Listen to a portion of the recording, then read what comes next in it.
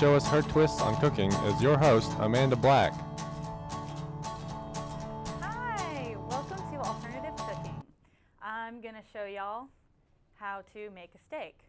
Now, it's cold outside, and I don't want to go outside and grill a steak. I also don't own a grill, but besides that, I'll show you how to pan fry a steak. Really good. So first we need our steak, and I'm going to start with a rub. For my rub, I like to use, it's really simple. I use onion powder, garlic powder, and a little seasoned meat tenderizer. And you want to mix them up all real good until they're this really pretty color. And just going to sprinkle that a little bit on our steak. Really easy right there. Yeah. Okay. And you're going to set your pan to about medium heat, medium high to start out with. But before you start that, you're going to want to put something in the pan to make sure it doesn't stick to the pan, make sure it doesn't, char all the flavor off of the steak. Not too much. I like to use a little red wine and this liquid smoke. This is like steak gold. It's really good. Just a little bit will do, and it'll bring out the natural flavors in the steak. You don't want to overdo it on the flavor when you're doing a rub, because the steak has natural flavors. The blood and everything will help. Just the taste is really good. And then you'll sear it on one side for about 5 minutes at medium-high heat. And then when you're done with that, you're going to flip it over and just salt and pepper that side a little bit until it's done. Whatever rarity you're going to want it on, make sure there's a nice sear, char on the first side, and then turn the heat down to low until you want it as rare as you want it. And then it's done. So if you wanted to do a marinade instead, I like to use Worcestershire sauce, soy sauce, not too much, it's really salty, and the liquid smoke, of course, the magic right there.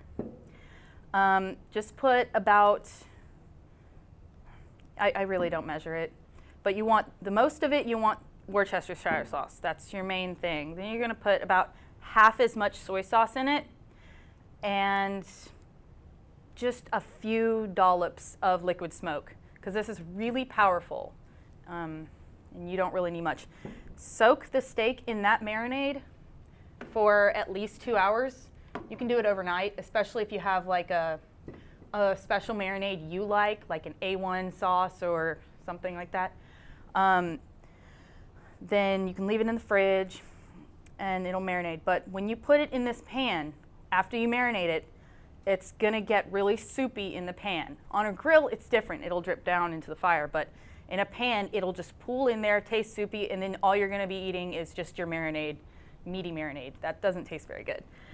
So what you're gonna wanna do is drain it while you're cooking it. You can cook the steak at a lower heat with the marinade. You don't need to sear it as much because you're not trying to char the flavor onto it. It's already soaked into the steak. So what you're going to do is you're just going to drain it over the sink every now and then when the juices start to rise over the steak. And you'll flip it until it's however much you want is done. And I will show you what it's supposed to look like after the break. Make sure you wash your hands.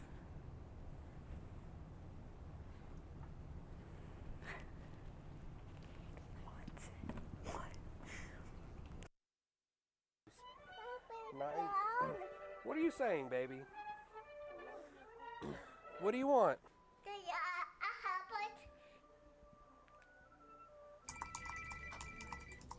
Hello. I cannot understand a thing that Alex is saying. Oh, darling, I just bought a baby translator. I've already input everything you need. Potatoes. I would like to watch VeggieTales. Now I can understand her as well as Mommy. Hi, welcome back. And here's what our steak should look like. You can see there's some char around it, and it looks done. It's nice and brown.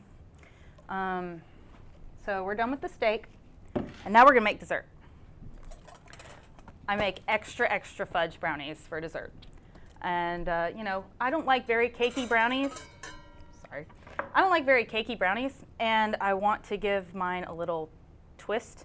So I use the chewy fudge brownies mix, and I'm going to use this applesauce instead of oil. So you're going to take 2 eggs. It wants 2 eggs, and what you're going to do is you're only going to use the yolk. You just don't use the whites because those make them really cakey. If you like cakey brownies, go ahead and use the whites, but I like to use only the yolk. It makes them extra chocolatey and fudgy. And you'll need 1.5 of these 4-ounce applesauce cups. You can get them at any grocery store. I like to use cinnamon. You don't have to use cinnamon. It just adds an extra kick to it. So we're gonna put it all in there. Yeah. Okay. And you're gonna put it, preheat the oven to 350. And when you're lining the pan, it says, you know, grease the pan or cooking spray or something, but I like to use butter.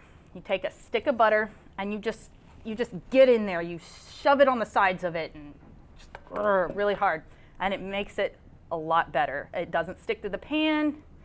It tastes a lot better than that cooking spray. I mean, if you want to go healthier, you can use the cooking spray. And also the applesauce is a lot healthier than oil. Then you're gonna bake it for about 30 minutes, depending on your oven. And they'll come out. They'll be really nice looking. If I can get this open. Yeah. There you go. Nice tasty brownies. So that's our dinner and dessert. I have a few tips and tricks about the steak that I have time to tell you. If your steak's getting really soupy while you are cooking it, you can cut up an onion and set it down in there, and it'll absorb some of the juices. That helps a lot, and then you have cooked onions that taste like steak, and they're really, really good.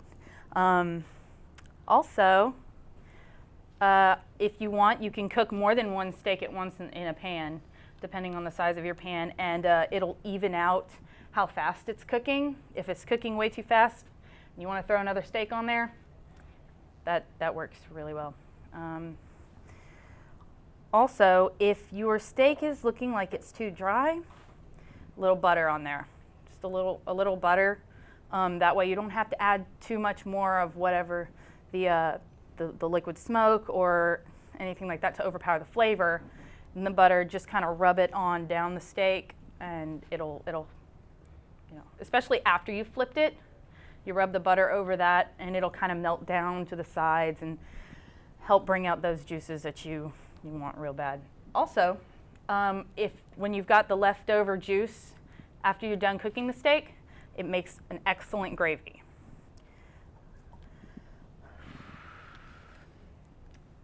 So I've made this recipe for about 5 years now.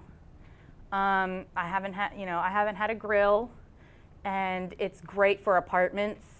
It's great for, you know, winter. Like I said, you don't want to get out there with your grill, or if you don't have a grill.